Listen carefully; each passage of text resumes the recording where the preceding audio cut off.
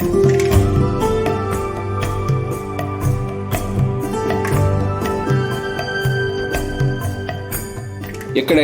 దేవుళ్ళ కోసం గుడి కడతాం, విగ్రహాలను ప్రతిష్ఠించి భక్తి శ్రద్ధలతో పూజలు చేస్తాం. కానీ ఆ గ్రామస్తులు మాత్రం ఎక్కడా లేని విధంగా భరతమాతకు ఆలయం నిర్మించారు. దేవతగా కొలుస్తూ ఏటా ఉత్సవాలు నిర్వహిస్తూ దేశభక్తిని చాటుకుంటున్నారు. దేశంలో కాశీ తర్వాత ఇదే రెండవ భరతమాత మందిరంగా ప్రసిద్ధి. కామారెడ్డి జిల్లాలోని భరతమాత ఆలయంలో రోజు ఉదయం భరతమాతకు ప్రత్యేక పూజలు చేస్తారు. కామారెడ్డి జిల్లా బిచ్కుంద మండల కేంద్రంలో 1950లో భరతమాత ఆలయాన్ని నిర్మించారు. పిస్కి లక్ష్మయ్య అనే స్వతంత్ర సమర యోధుడు మొదట ఓ గుడిసెలో భరతమాత విగ్రహాన్ని ప్రతిష్ఠించాడు. ఆ తర్వాత నక్క రామన్న, బుర్రి గంగారాం సహకారంతో మందిర నిర్మాణాన్ని మొదలుపెట్టారు. ఇందుకు కావలసిన స్థలాన్ని ఇచ్చేందుకు దాతలు ముందుకొచ్చారు. ఆలయ నిర్మాణ పనులు నడుస్తుండగానే దేశభక్తితో తాము సైతం అంటూ స్థానిక పద్మశాలి సంఘం ముందుకు వచ్చింది. పెండింగ్ పనులను పూర్తి చేసి ఆ తర్వాత 1982 ప్రాంతంలో ప్రతిరోజు దీపధూప నైవేద్యాలతో సమర్పించేందుకు పూజారిని కూడా నియమించారు.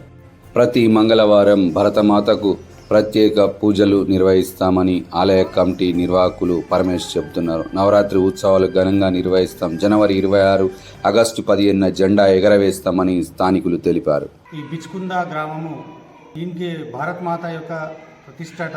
ఇక్కడ ఏంటంటే మా పెద్దలు, మా తాతలు ముత్తాతలు 1947లో స్వాతంత్ర ఉద్యమంలో పాల్గొన్నారు.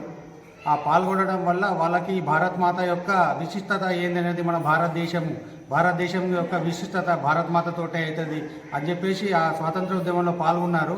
ఆ పెద్దలు ఏం చేశారంటే స్వాతంత్రం 1947లో వచ్చిన తర్వాత దీనికి ఒక ప్రతిష్టత కావాలా, మనం దీంట్లో పాల్గొన్నట్టు మనం తెలియాలా, ఎట్లా ఏ రకంగా చేయాలని చెప్పేసి అని వాళ్ళు ఒక ముగ్గురు మిత్రులు ఉండే.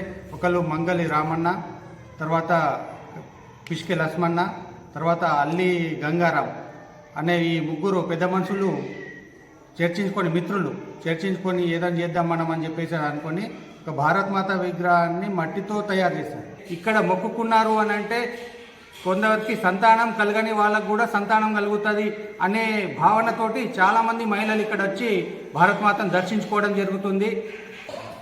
మనం దైవాన్ని మొత్తం భరతమాత భారతదేశం గురించి మనం పాటుపడదామనే ఉద్దేశంతో వాళ్ళు ఇక్కడ ఏంటంటే ఒకటి సిమెంట్ తీసుకొచ్చి పూర్తిగా అతడు సొంత దీంతో కంప్లీట్గా ఆ విగ్రహాన్ని తయారు చేసిండు. అప్పటి నుంచి దీనికి భరతమాత మందిరమే ఉండే ఫస్ట్ మొట్టమొదట. ఈ స్థలాన్ని మొత్తం పెద్దగా ఉంటే మా పద్మశాలను మొత్తం దానికి ఇది మందిరం మనం ఇక్కడ నిర్మాణం చేస్తామనే ఉద్దేశంతో దీని లోపలనే మార్కండేయింది గుడి కట్టించి గంగుల పోషెట్టి అనేట ఆయన గుడి దాత అతడు అన్నట్టు. అతడు ఏదో మొక్కుతోటి నేను గుడి కట్టిస్తా అనే ఉద్దేశంతో, అంటే మా పద్మశాలందరూ గుడి కట్టిన తర్వాత అందరు కలిసి సహకారంతో పద్మశాలి సమాజం మొత్తం మార్కండేయింది. ఆ తర్వాత మళ్ళీ మేము పునఃప్రతిష్ఠ చేసేటప్పుడు కంప్లీట్ భరతమాత విగ్రహం చేసి చాలా గ్రాండ్గా ఉత్సవం చేసి మొత్తం ప్రతి ఒక్క ఊరోళ్ళకి కానీ పల్లెటూళ్ళకి కానీ ప్రతి స్కూల్కు కూడా ఎంకరేజ్ చేసి చాలా పెద్ద ఎత్తున కార్యక్రమం చేసి ప్రతిష్టాపన చేసినాం మేము. ఆ రకంగా అయితే చిరస్థాయిగా అది నడుస్తున్నది. ఇప్పుడు ఇక్కడైతే భక్తి శ్రద్ధలతో ప్రతి ఒక్క వ్యక్తులు ఎప్పటికప్పుడు ప్రతి మంగళవారము ఈ భరతమాతకు అభిషేకాలు జరుగుతాయి.